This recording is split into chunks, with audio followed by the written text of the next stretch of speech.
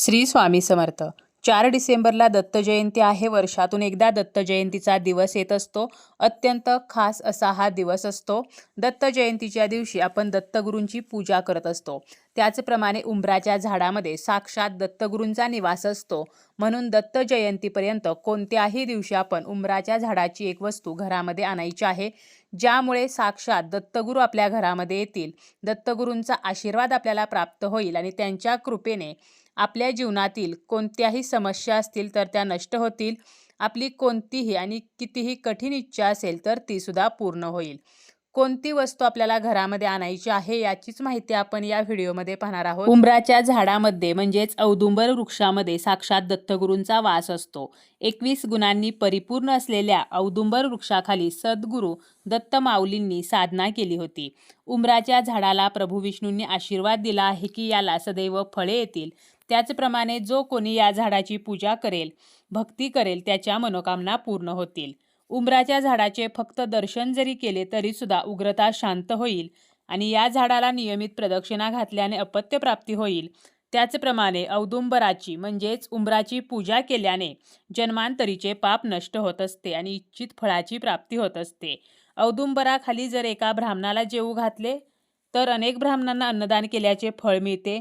त्याचप्रमाणे आपण जर औदुंबराला मंद गतीने प्रदक्षिणा घातल्या तर आपल्या कोणत्याही इच्छा दत्तगुरू पूर्ण करतात. जो व्यक्ती औदुंबर वृक्षाखाली बसून निर्मळ मनाने जप करतो त्या व्यक्तीला त्याचे अनंत फळ प्राप्त होत असते. औदुंबराला 1,00,000 प्रदक्षिणा केल्याने भयंकर रोग बरे होत असतात. अशा या औदुंबर वृक्षाची एक वस्तू आपल्याला दत्त जयंतीपर्यंत कधीही घरामध्ये आणायची आहे. तांत्रिक बाधा, भीती दूर होण्यासाठी, त्याचप्रमाणे मनातील इच्छा पूर्ण होण्यासाठी, कर्जातून सुटका व्हावी, संतान सुखाची प्राप्ती व्हावी, घरामध्ये सुख, समृद्धी, ऐश्वर्य नांदावे, त्याचप्रमाणे मानसिक शांतता मिळावी, घरातील वादविवाद, कलह या गोष्टी नष्ट व्हाव्यात, तर यासाठी आपण हा उपाय करू शकतो. औदुंबर वृक्ष जो आहे तर तो शुक्र ग्रहाचा कारक मानला जातो.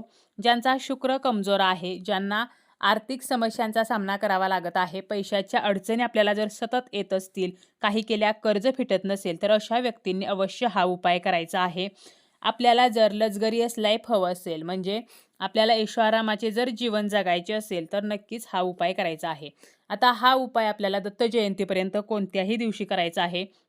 ज्या दिवशी आपल्याला उपाय करायचा आहे त्या दिवशी सकाळी लवकर उठायचं आहे, स्नान करायचं आहे, स्वच्छ वस्त्र परिधान करायचं आहे. त्यानंतर आपल्याला आपल्या देवघरातील देवांची जी नित्यपूजा आहे तर ती करायची आहे. आणि हा उपाय आपण सकाळी करू शकतो किंवा आपण दुपारी 4 वाजेपर्यंत हा उपाय करू शकतो. तिन्ही सांजेच्या वेळेला मात्र आपल्याला हा उपाय करायचा नाही आणि भर दुपारी सुद्धा हा उपाय करणे टाळायचे आहे. म्हणजे सकाळी 11:30 ते 12:30 तर या वेळेमध्ये सुद्धा हा उपाय करायचा नाही आणि तिन्ही सांजेच्या वेळेला सुद्धा करायचा नाही. सकाळी आपण 11:30च्या अगोदर हा उपाय करू शकतो किंवा सायंकाळचे जे 4 वाजतात तर त्या अगोदर आपण हा उपाय केला तरी सुद्धा चालेल. 1 वाजल्यापासून 4 वाजेपर्यंत आपण हा उपाय करू शकतो. हा उपाय करण्या अगोदर आपल्याला हातपाय वगैरे स्वच्छ धुवायचे आहेत. त्यानंतर आपल्याला औदुंबर वृक्षाची पूजा करायची आहे. आपल्या जवळपास जर उंबराचं झाड असेल तर त्या झाडाची आपण पूजा करू शकतो किंवा दूरवर जाऊन सुद्धा आपण त्या झाडाची पूजा करू शकतो. उंबराच्या झाडाला जल अर्पण करायचं आहे. त्यानंतर आपल्याला आवर्जून पिवळे तांदूळ अर्पण करायचे आहेत, फूल अर्पण करायचं आहे. नैवेद्य म्हणून सुद्धा आपण खडीसाखर अर्पण करू शकतो किंवा एखादं पिवळ्या रंगाचं फळ अर्पण करू शकतो. त्याचप्रमाणे दिवा, अगरबत्ती आपल्याला त्या ठिकाणी लावायची आहे. तर अशा प्रकारे आपल्याला सर्वप्रथम त्या झाडाची पूजा करून घ्यायची आहे.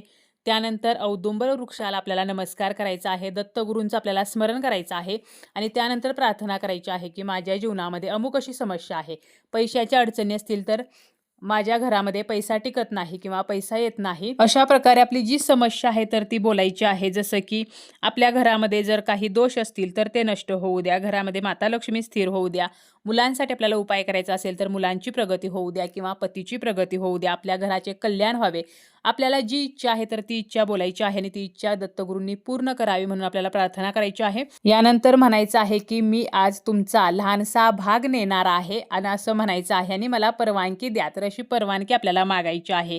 जर तुमची पूजा करताना काही चूकभूल झाली असेल तर माफ करा, तर अशी माफी सुद्धा मागायची आहे. आणि त्यानंतर आपल्याला औदुंबर वृक्षाचा म्हणजेच उंबराच्या झाडाच्या मुळाचा थोडासा तुकडा जो आहे तर तो घ्यायचा आहे आणि हे मूळ घेऊन आपल्याला घरी जायचं आहे. घरी आल्यानंतर आपल्याला सर्वप्रथम ते मूळ जे आहे तर ते गंगाजलाने स्वच्छ धुवायचं आहे. यानंतर आपल्याला या मुळाची पूजा करायची आहे. देवघरासमोर आपल्याला आसन घेऊन बसायचं आहे. देवघरामध्ये दिवा लावायचा आहे.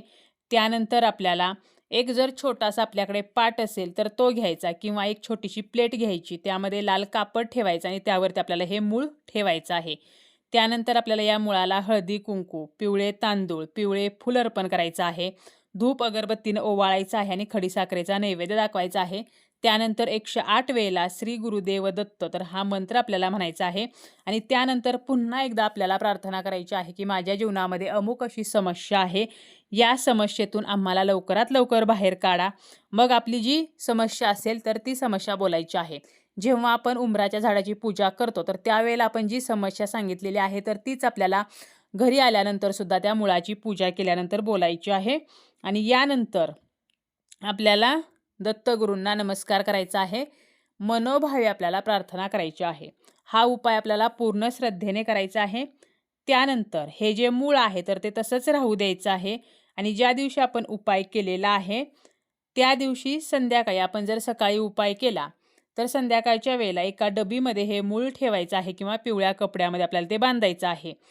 किंवा दुसऱ्या दिवशी आपण स्नान करून पुन्हा जेव्हा आपण देवपूजा करतो तर त्यावेळेला हे मूळ एका डबीमध्ये किंवा पिवळ्या कापडामध्ये आपल्याला बांधायचं आहे आणि ही डबी आपण तिजोरीमध्ये ठेवू शकतो. जर पैशासंबंधीच्या अडचणी असतील तर तिजोरीमध्ये ठेवायची आहे किंवा आपल्या जर व्यवसायासंबंधीच्या काही अडचणी असतील, आपलं जर पार्लर असेल, दुकान असेल तर त्या व्यवसायाच्या ठिकाणी सुद्धा आपण ही डबी किंवा ज्या कापडामध्ये आपण मूळ बांधलेलं आहे तर ते आपल्याला ठेवायचं आहे.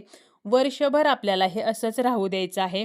प्रत्येक पौर्णिमेला आपण ते काढू शकतो, पुन्हा देवघरामध्ये ठेवू शकतो आणि त्याची पूजा करू शकतो. म्हणजे जी आपण डबी आहे किंवा जी पोटली आपण बांधलेली आहे तर त्याला हळदी कुंकू, अक्षता, फूल अर्पण करायचं, धूपदीपाने ओवाळायचं, नैवेद्य दाखवायचा. तर असं आपण प्रत्येक पौर्णिमेला करून पुन्हा आपण त्या जागेवरती ही डबी जी आहे तर ती ठेवून द्यायची आहे. किंवा जर आपल्याला दररोज या मुळाची पूजा करणे शक्य असेल तर ज्या डबीमध्ये मूळ ठेवलेलं आहे त्या डबीची आपण दररोज पूजा करू शकतो.